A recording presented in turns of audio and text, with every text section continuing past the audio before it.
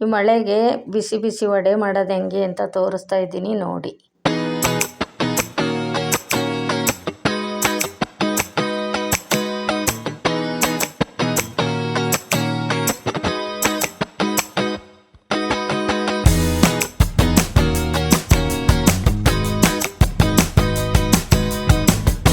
ಒಂದು ಜಾರ್ಗೆ ಕಡಲೆಬೇಳೆ, ಮೆಣಸಿನ್ಕಾಯಿ, ಶುಂಠಿ, ಬೆಳ್ಳುಳ್ಳಿ, ಈರುಳ್ಳಿ, ಕೊತ್ತಂಬರಿ ಸೊಪ್ಪು, ಒಂದು ಸ್ವಲ್ಪ ಕರಿಬೇವಿನ ಸೊಪ್ಪು ಹಾಕ್ಕೊಂಡು ರಪ್ಪಾಗೆ ರುಬ್ಕೊಳ್ಳಿ.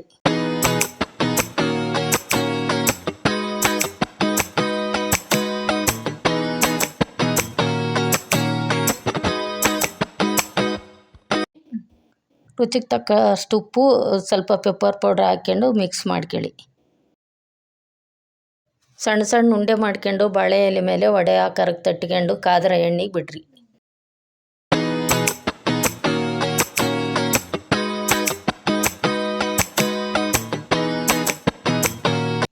ವಡೆನ ಗೋಲ್ಡನ್ ಕಲರ್ ಬರೋವರೆಗೂ ಫ್ರೈ ಮಾಡ್ಕೊಳ್ಳಿ.